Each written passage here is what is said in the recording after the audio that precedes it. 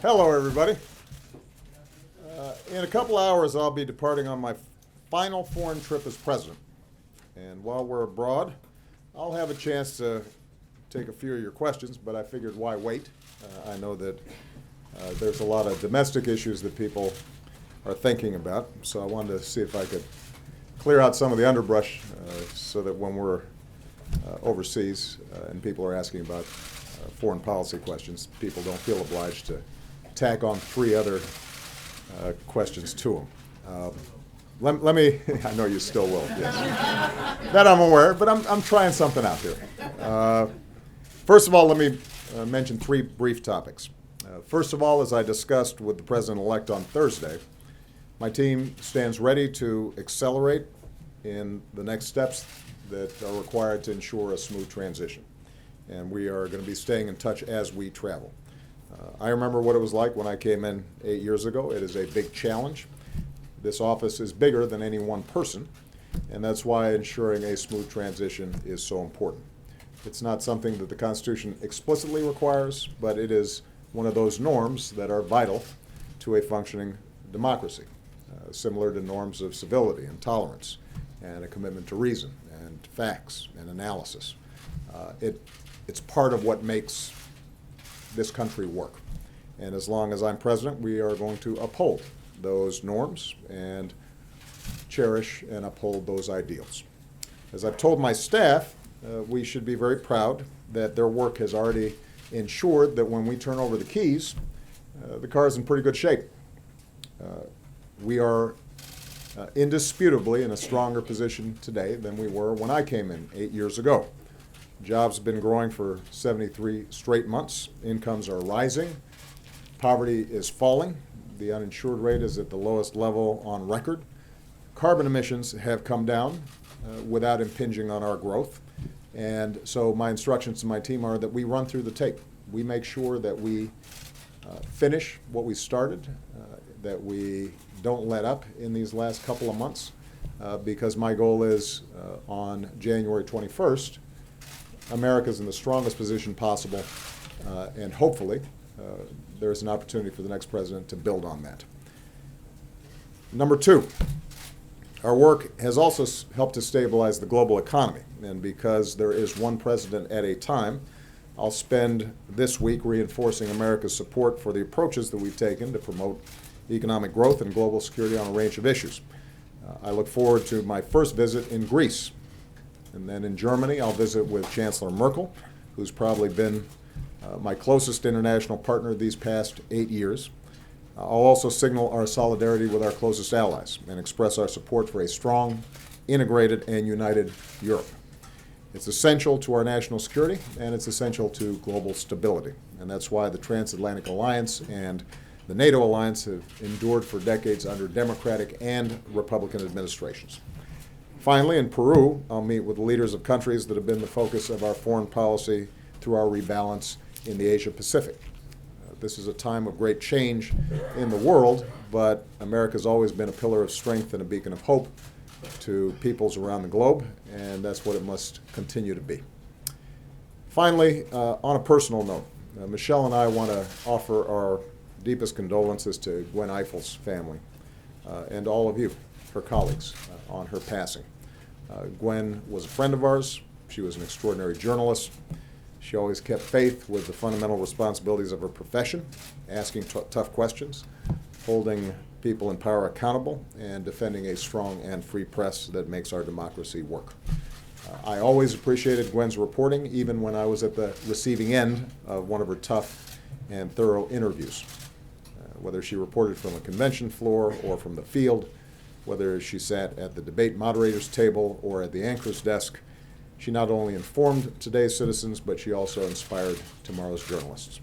She was an especially powerful role model for young women and girls who admired her integrity, her tenacity, and her intellect, and for whom she blazed a trail as one half of the first all-female anchor team on network news. So Gwen did her country a great service. Michelle and I join her family and her colleagues and everybody else who loved her in remembering her fondly today. So with that, I'm going to take some questions, and because Josh Earnest has some pull around here. He just happened to put at the top of the list, Colleen Nelson of the Wall Street Journal. My understanding is, Colleen, that this is wrapping up your stint here, and you're going to Kansas City. Yes. Josh just happens to be from Kansas City. So I didn't know if there was any coincidence there, but we wish you the very best of luck in your new endeavors. As it turns out, there's no place like home. There you go.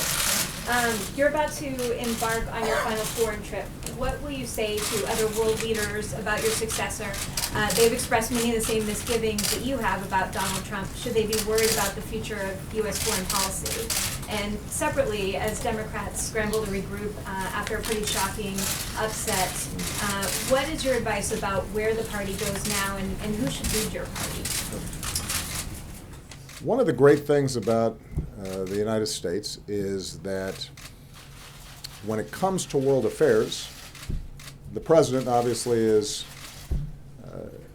the leader of the executive branch, the commander-in-chief, the spokesperson for the nation. But the influence and the work that we have is the result not just of the president. It is the result of countless interactions and arrangements and relationships between our military and other militaries, and our diplomats and other diplomats, and intelligence officers, and development workers. And there is enormous continuity beneath the day-to-day news that makes us that indispensable nation when it comes to maintaining order and promoting prosperity around the world. That will continue. In my conversation with the president-elect, he expressed a great interest in maintaining our core strategic relationships. And so one of the messages I will be able to deliver is his commitment to NATO and the transatlantic alliance. I think that's one of the most important functions I can serve at this stage during this trip, is to let them know that there is no weakening of resolve when it comes to America's commitment to maintaining a strong and robust NATO relationship, and a recognition that those alliances aren't just good for Europe, they're good for the United States, and they're vital for the world. With respect to the Democratic Party, look, as I said in the Rose Garden right after the election, when your team loses, everybody gets deflated, and it's hard, and it's challenging. And so I think it's a healthy thing for the Democratic Party to go through some reflection. You know, I think it's important for me not to be bigfooting that conversation. I think we want to see new voices and new ideas emerge. That's part of the reason why I think term limits are a really useful thing. I think the Democrats should not waver on our core beliefs and principles. The belief that we should have an economy that works for everybody, not just a few. The belief that America, at its best, is inclusive and not exclusive. That we insist on the dignity and God-given potential and worth of every child, regardless of race or gender or sexual orientation or what zip code they were born in. That we are committed to a world in which we keep America safe, but we recognize that our power doesn't just flow from our extraordinary military, it also flows from the strength of our ideals and our principles and our values. So there are going to be a core set of values that shouldn't be up for debate, should be our North Star. But how we organize politically, I think, is something that we should spend some time thinking about. I believe that we have better ideas. But I also believe that good ideas don't matter if people don't hear them. And one of the issues that Democrats have to be clear on is that given population distribution across the country, we have to compete everywhere. We have to show up everywhere. We have to work at a grassroots level, something that's been a running thread in my career. I won Iowa not because the demographics dictated that I would win Iowa.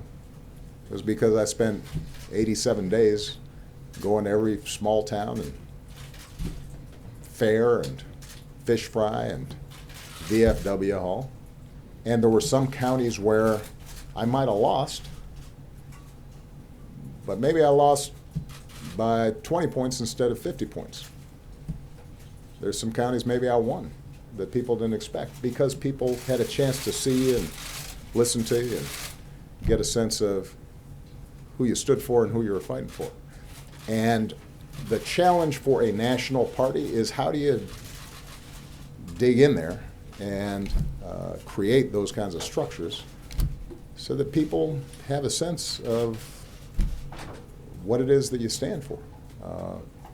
And that increasingly is difficult to do just through a national press strategy. It's increasingly difficult to do because of the splintering of the press. And so I think the discussions that have been taking place about how do you build more grassroots organizing, how do you build up state parties and local parties and school board elections you're paying attention to, and state rep races and city council races, that all I think will contribute to stronger outcomes in the future.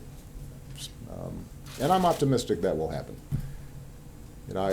For Democrats who are feeling completely discouraged, I've been trying to remind them, everybody remembers my Boston speech in 2004. They may not remember me showing up here in 2005 when John Kerry had lost a close election. Tom Daschle, the leader of the Senate, had been beaten in an upset. Ken Salazar and I were the only two Democrats that won nationally. Republicans controlled the Senate and the House. And 2 years later, Democrats were winning back Congress, and 4 years later I was President of the United States. Things change pretty rapidly. But they don't change inevitably. They change because you work for it. Nobody said democracy is supposed to be easy. It's hard. And in a big country like this, it probably should be hard.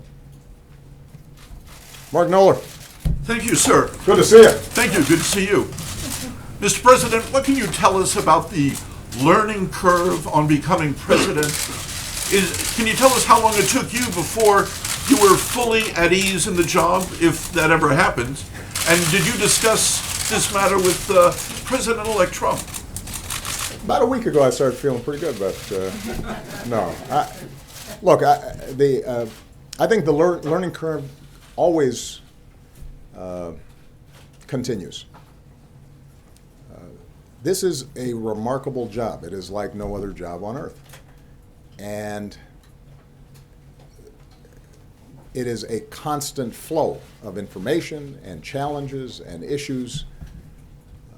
That is truer now than it has ever been, partly because of the nature of information and the interconnection between regions of the world. If you were president 50 years ago, the tragedy in Syria might not even penetrate what the American people were thinking about on a day-to-day basis. Today, they're seeing vivid images of a child in the aftermath of a bombing. There was a time when if you had a financial crisis in Southeast Asia somewhere, it had no impact on our markets. Today it does. So the amount of information, the amount of incoming that any administration has to deal with today and respond to much more rapidly than ever before, that makes it different. I was watching a documentary that during the Bay of Pigs crisis, JFK had about 2 weeks before anybody reported on it. Imagine that. I think it's fair to say that if something like that happens under a current president, they got to figure out in about an hour what their response is. So these are the kinds of points that I shared with the president-elect. It was a free-flowing and I think useful conversation. I hope it was. I tried to be as honest as I could about the things I think any president coming in needs to think about. And probably the most important point that I made was that how you staff, particularly your chief of staff, your national security advisor, your White House counsel, how you set up a process and a system to surface information, generate options for a president, understanding that ultimately the president's going to be the final decision maker, that's something that has to be attended to right away. I have been blessed by having, and I admittedly am biased, some of the smartest, hardest working, good people in my administration that I think any president's ever had. And as a consequence of that team, I've been able to make good decisions. And if you don't have that around you, then you'll get swamped. So I hope that he appreciated that advice. What I also discussed was the fact that I had been encouraged by his statements on election night about the need for unity and his interest in being the president for all people, and that how he staffs, the first steps he takes, the first impressions he makes, the reset that can happen after an election, all those things are important and should be thought about. And I think it's important to give him the room and the space to do that. It takes time to put that together. But I emphasized to him that, look, in an election like this that was so hotly contested and so divided, gestures matter. And how he reaches out to groups that may not have supported him, how he signals his interest in their issues or concerns. I think those are the kinds of things that can set a tone that will help move things forward once he's actually taken office. And how long did it take before you were at ease in the job? Well, I didn't really have time to worry about being at ease because you'll recall we were losing about 800,000 jobs a month. So the good news is that in some ways my experience is atypical. It's hard to find an analogous situation. By the time FDR came into office, the Depression had been going on for a couple of years. We were in the midst of a free fall. Financial system was locking up. The auto industry was about to go belly up. The housing market had entirely collapsed. So one of the advantages that I had was that I was too busy to worry about how acclimated I was feeling in the job. We just had to make a bunch of decisions. In this situation, we're turning over a country that has challenges, has problems, and obviously there are people out there who are feeling deeply disaffected. Otherwise, we wouldn't have had the results that we had in the election. On the other hand, if you look at the basic indicators of where the country is right now, the unemployment rate is as low as it's been in 8-9 years. Incomes and wages have both gone up over the last year faster than they have in a decade or two. We've got historically low uninsured rates. The financial systems are stable. The stock market is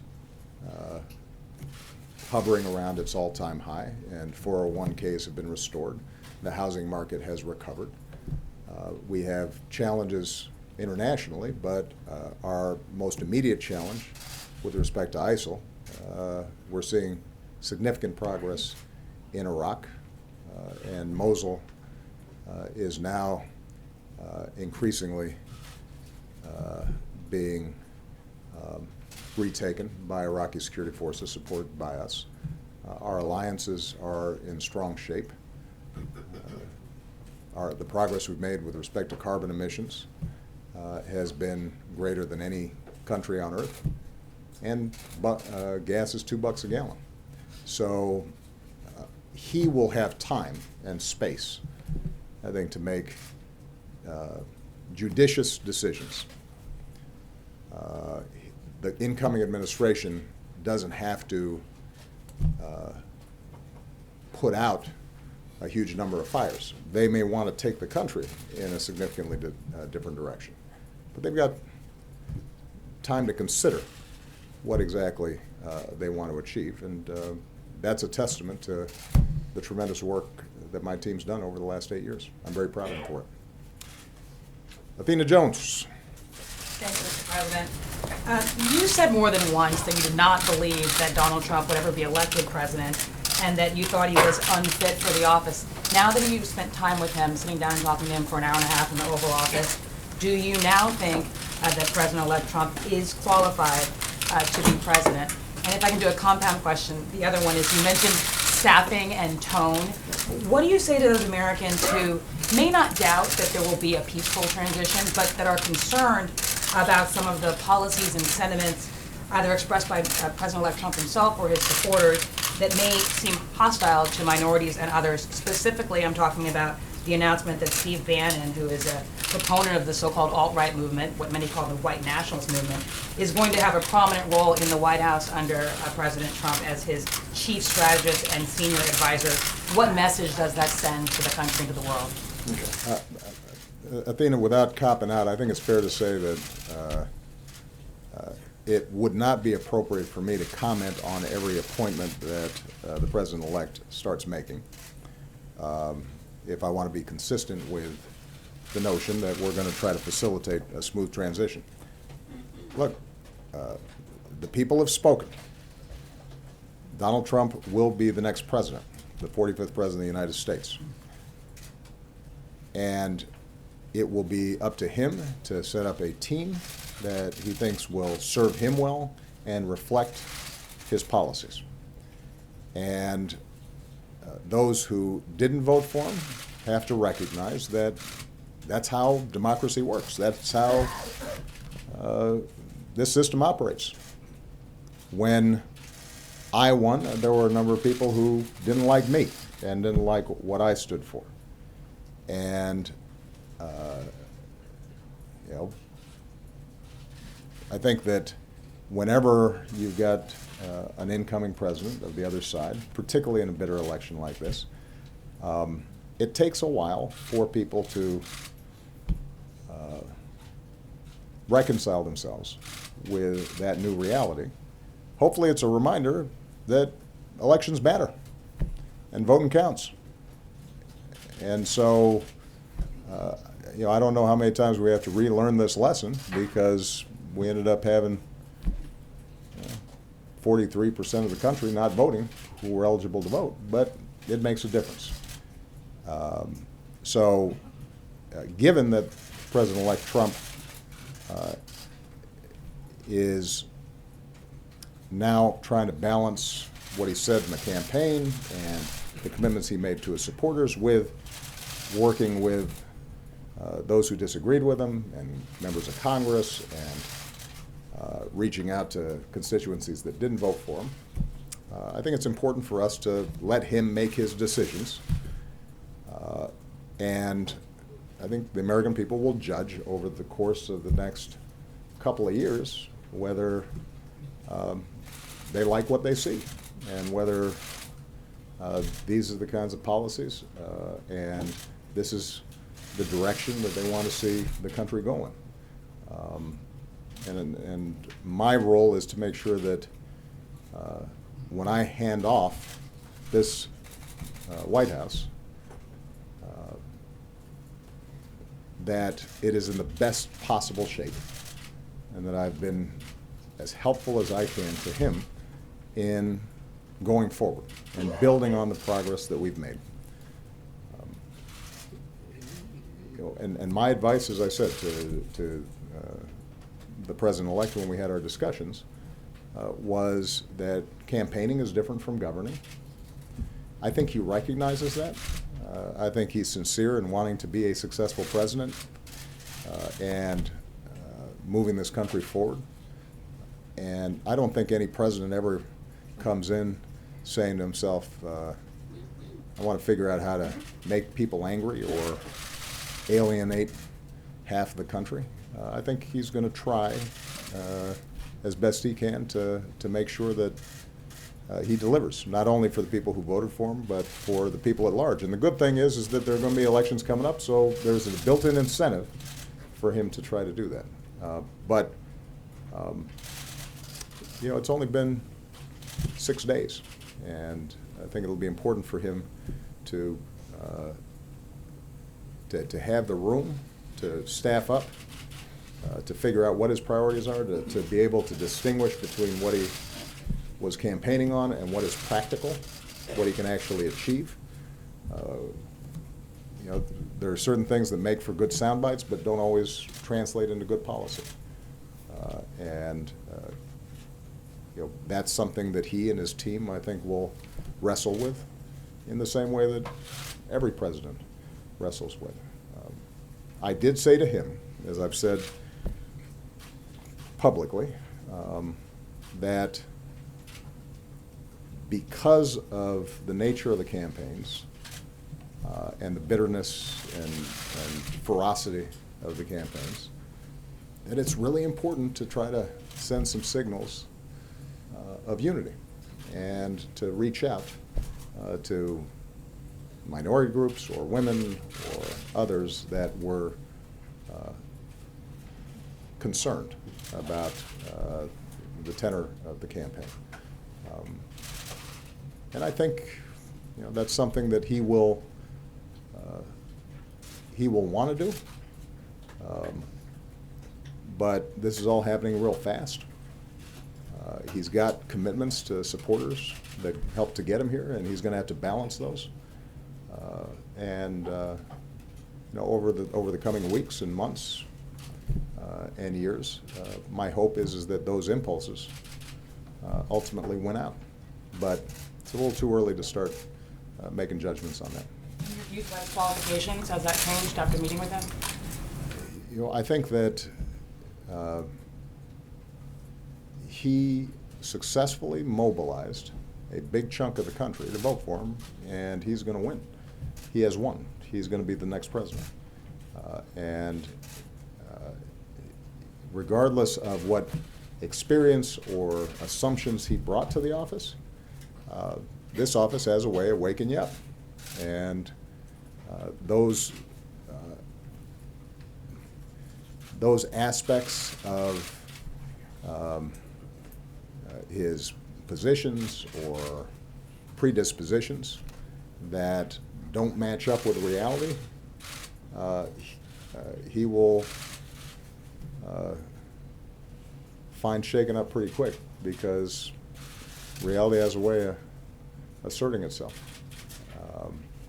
And some of his gifts that obviously allowed him to execute one of the biggest political upsets in history,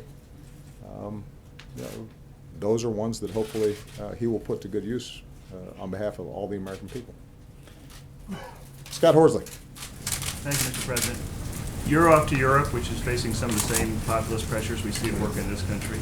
When you spoke at the UN, you talked about the choice they're facing between integration and building walls. Right. What choice do you think the American people made last week? And is there still a chance for what you called a course correction before Europeans make some of their choices?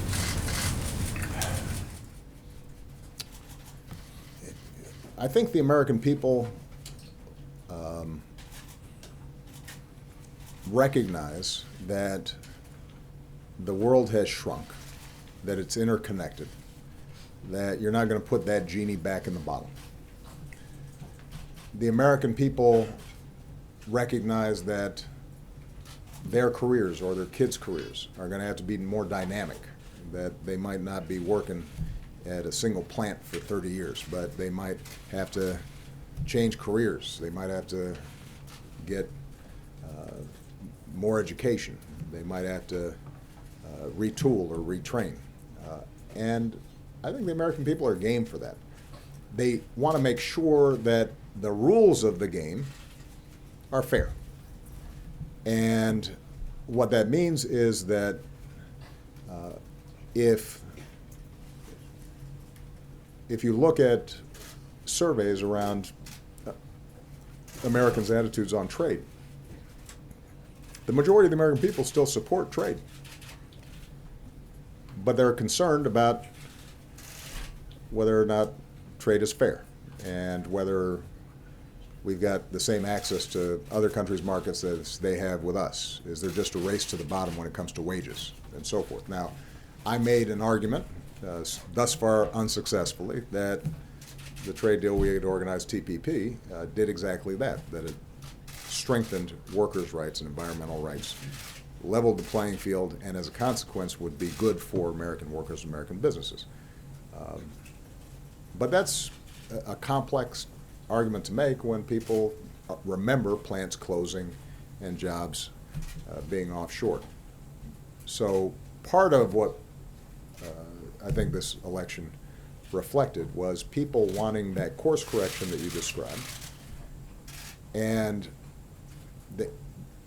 the message around stopping surges of immigration,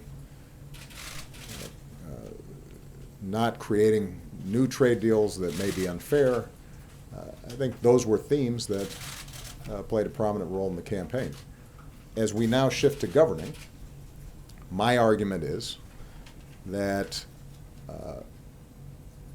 we do need to make sure that we have an orderly, lawful immigration process, but that if it is orderly and lawful, immigration is good for our economy. It keeps this country young, it keeps it dynamic. We have entrepreneurs and strivers who come here and are willing to take risks, and that's part of the reason why America historically has been successful. It's part of the reason why our economy is stronger and better positioned than most of our other competitors, is because we got a younger population that's more dynamic. When it comes to trade, I think, when you're governing, it'll become increasingly apparent that if you were to just eliminate trade deals with Mexico, for example, well, you've got a global supply chain. The parts that are allowing auto plants that were about to shut down to now employ double shifts is because they're bringing in some of those parts to assemble out of Mexico. And so it's not as simple as it might have seemed. And the key for us, when I say us, I mean Americans, but I think particularly for progressives, is to say your concerns are real, your anxieties are real. Here's how we fix them. Higher minimum wage, stronger worker protection so workers have more leverage to get a bigger piece of the pie. Stronger financial regulations, not weaker ones. Yes to trade, but trade that ensures that these other countries that trade with us aren't engaging in child labor, for example. Being attentive to inequality and not tone deaf to it, but offering prescriptions that are actually going to help folks in communities that feel forgotten. That's going to be our most important strategy. And I think we can successfully do that. People will still be looking to the United States. Our example will still carry great weight. And continues to be my strong belief that the way we are going to make sure that everybody feels a part of this global economy is not by shutting ourselves off from each other, even if we could, but rather by working together more effectively than we have in the past. Martha Raddatz. Thanks, Mr. President.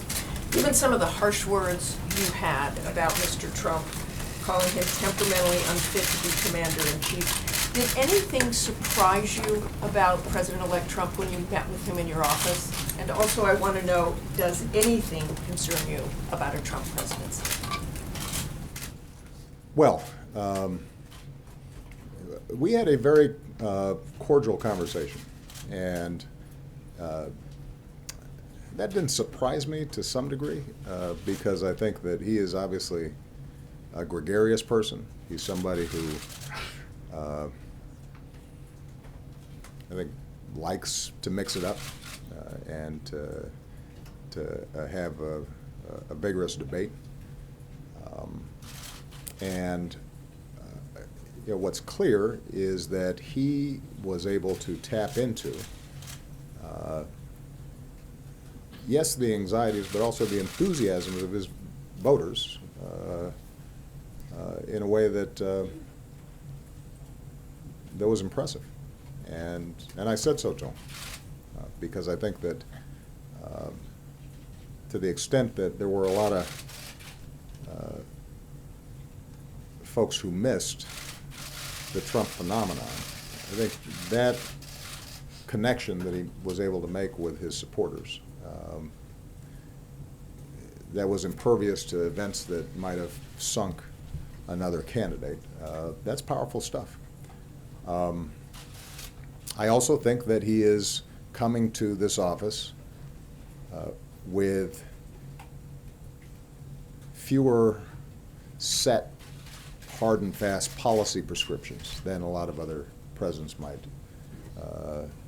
be arriving with. I don't think he is ideological. I think ultimately he's pragmatic in that way, and that can serve him well. As long as he's got good people around him and he has a clear sense of direction. Do I have concerns? Absolutely. Of course I've got concerns. He and I differ on a whole bunch of issues. But the federal government and our democracy is not a speedboat. It's an ocean liner, as I discovered when I came into office. It took a lot of really hard work for us to make significant policy changes, even in our first 2 years when we had larger majorities than Mr. Trump will enjoy when he comes into office. And one of the things I advised him to do was to make sure that before he commits to certain courses of action, he's really dug in and thought through how various issues play themselves out. I'll use a obvious example where we have a difference, but it'll be interesting to see what happens in the coming year, and that's the Affordable Care Act. So obviously this has been the holy grail for Republicans over the last 6-7 years, was we got to kill Obamacare. Now, that has been taken as an article of faith, that this is terrible, it doesn't work, and we have to undo it. But now that Republicans are in charge, they got to take a look and say, let's see, we got 20 million people who have health insurance who didn't have it before. Healthcare costs generally have gone up at a significantly slower rate since Obamacare was passed than they did before, which has saved the federal treasury hundreds of billions of dollars. People who have health insurance are benefiting in all sorts of ways that they may not be aware of, everything from no longer having lifetime limits on the claims that they can make, to seniors getting prescription drug discounts under Medicare, to free mammograms. Now, it's one thing to characterize this thing as not working when it's just an abstraction. Now, suddenly, you're in charge and you're going to repeal it. Okay, well, what happens to those 20 million people who have health insurance? Are you going to just kick them off and suddenly they don't have health insurance? And in what ways are their lives better because of that? Are you going to repeal the provision that ensures that if you do have health insurance on your job and you lose your job or you change jobs or you start a small business, that you're not discriminated against because you got a pre-existing condition? That's really popular. How are you going to replace it? Are you going to change the policy that kids can stay on their parents' health insurance plan until they're 26? How are you going to approach all these issues? Now, my view is that if they can come up with something better that actually works, and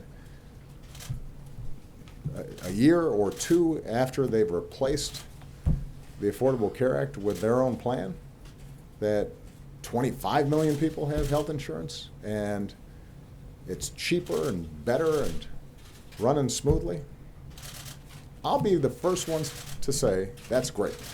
Congratulations. If, on the other hand, whatever they're proposing results in millions of people losing coverage and results in people who already have health insurance losing protections that were contained in the legislation, then we're going to have a problem. And I think that's not going to be unique to me. I think the American people will respond that way. So I think on a lot of issues, what you're going to see is now comes the hard part. Now is governance. We are going to be able to present to the incoming administration a country that is stronger, a federal government that is working better and more efficiently, a national security apparatus that is both more effective and truer to our values, energy policies that are resulting in not just less pollution, but also more jobs.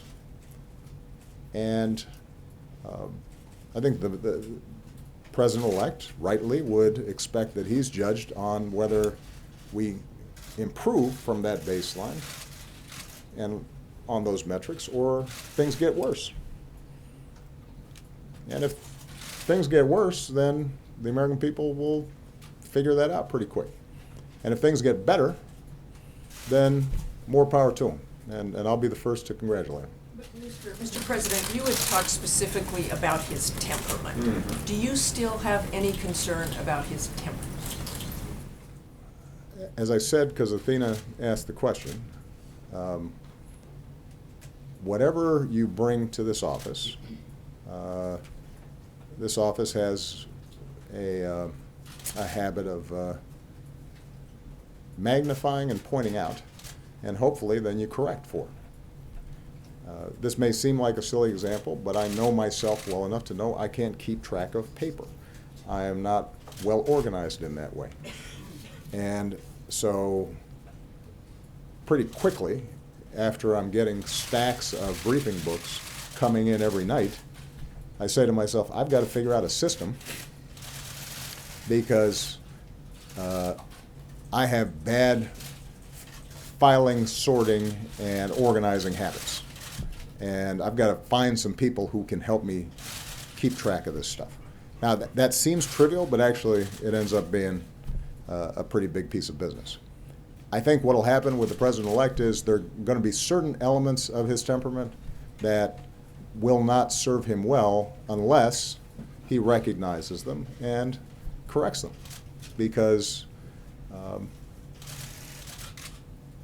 when you're a candidate and you say something that is inaccurate or controversial, it has less impact than it does when you're President of the United States. Everybody around the world's paying attention. Markets move.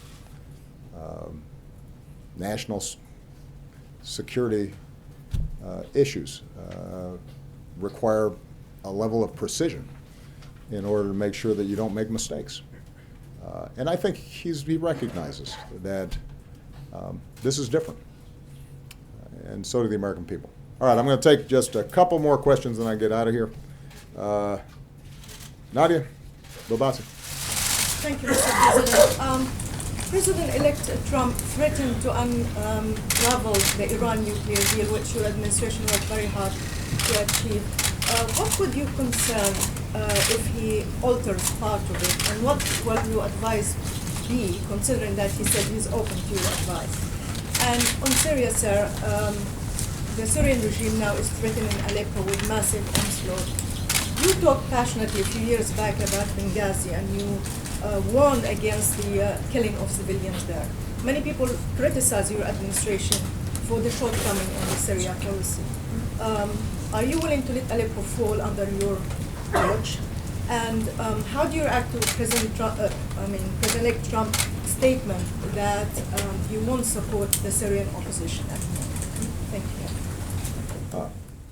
Iran is a good example of the gap, I think, between some of the rhetoric in this town, not unique to the president-elect, and the reality. I think there was a really robust debate about the merits of the Iran deal before it was completed. And I actually was pretty proud of how our democracy processed that. It was a serious debate. I think people of goodwill were on both sides of the issue. Ultimately, we were able to persuade members of Congress and the public, at least enough of them, to support it. At the time, the main argument against it was Iran wouldn't abide by the deal, that they would cheat. We now have over a year of evidence that they have abided by the agreement.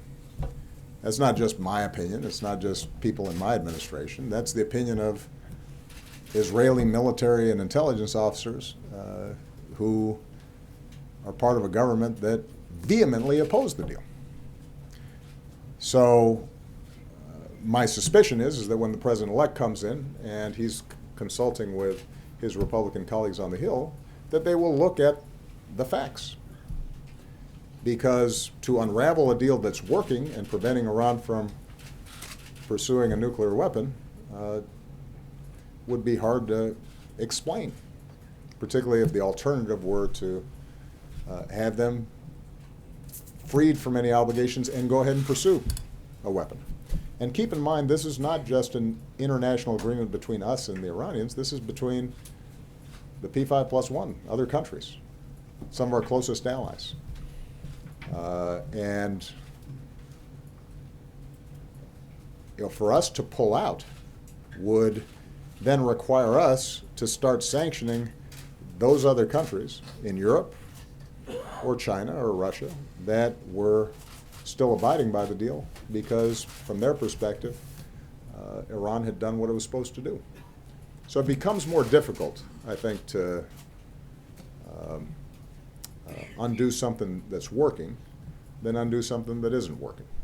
And when you're not responsible for it, I think you can call it a terrible deal. When you are responsible for the deal and preventing Iran from getting a nuclear weapon, you're more likely to look at the facts. That is going to be true in other circumstances. For example, the Paris Agreement.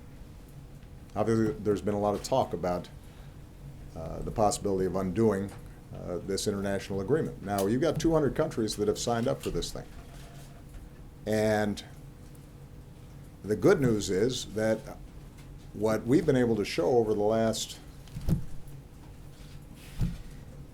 5, 6, 8 years is that it's possible to grow the economy really fast and possible to bring down carbon emissions as well. It's not just a bunch of rules that we've set up. You've got utilities that are putting in solar panels and creating jobs. You've got the big three automakers who have seen record sales and are overachieving on the fuel efficiency standards that we set. Turns out that people like not having to fill up as often and save money at the pump, even if it's good for the environment. You've got states like California that have been moving forward on a clean energy agenda, separate and apart from any federal regulations that have been put forward. In fact, 40% of the country already lives under in states that are actively pursuing what's embodied in the Paris Agreement and the Clean Power Plant Rule. And even states like Texas that politically tend to oppose me, you've seen huge increases in wind power and solar power. And you've got some of the country's biggest companies like Google and Walmart all pursuing energy efficiency because it's good for their bottom line. So what we've been able to do is to embed a lot of these practices into how our economy works. And it's made our economy more efficient. It's helped the bottom line of folks, and it's cleaned up the environment. What the Paris Agreement now does is say to China and India and other countries that are potentially polluting, come on board. Let's work together so you guys do the same thing. And the biggest threat when it comes to climate change and pollution isn't going to come from us because we only have 300 million people. It's going to come from China with over 1 billion people and India with over 1 billion people. And if they are pursuing the same kinds of strategies that we did before we became more aware of the environment, then our kids will be choked off. And so again, do I think that this new administration will make some changes? Absolutely. But these international agreements, the tradition has been that you carry them forward across administrations, particularly if, once you actually examine them, it turns out that they're doing good for us and binding other countries into behavior that will help us. All right, last question. Sir, Justin Singh. Sir, I'm sorry. I'm sorry. Oh, I'm sorry. Okay, you're right. All right. You are right about that. With respect to Syria, in Benghazi, we had an international mandate. We had a UN security resolution. We had a broad-based coalition, and we were able to carry out a support mission that achieved the initial goal of preventing Benghazi from being slaughtered fairly quickly. It's no secret, you know this region well, that Syria is a much more messy situation with proxies coming from every direction. And so I wish that I could bring this to a halt immediately. We have made every effort to try to bring about a political resolution to this challenge. John Kerry has spent an infinite amount of time trying to negotiate with Russians and Iranians and Gulf states and other parties to try to end the killing there. But if what you're asking is, do we have the capacity to carry out the same kinds of military actions in Syria that we did in Libya, the situation is obviously different. We don't have that option easily available to us. And so we're going to have to continue to try to pursue, as best we can, a political solution, and in the interim, put as much pressure as we can to the parties to arrive at humanitarian safe spaces and ceasefires that at least alleviate the suffering that's on the ground. I recognize that that has not worked, and it is something that I continue to think about every day, and we continue to try to find some formula that would allow us to see that suffering end. But I think it's not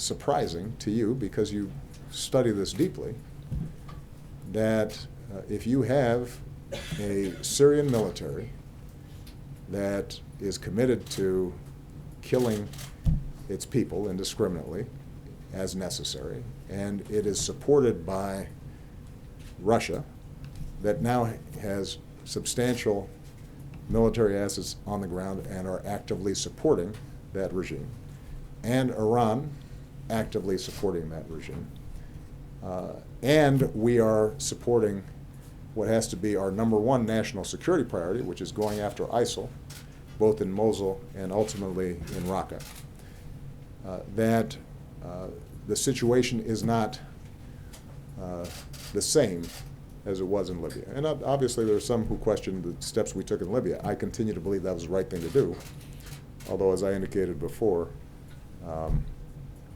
in the aftermath of that campaign, I think the world community did not sufficiently support the need for some sort of security structures there, and it now is a situation that we have to get back into a better place.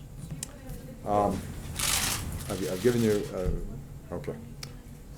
Last question is Justin Sink at Bloomberg. Thanks, Mr. President. I wanted to ask about two things that might be on your desk over the next couple of months as you prepare for a Trump administration.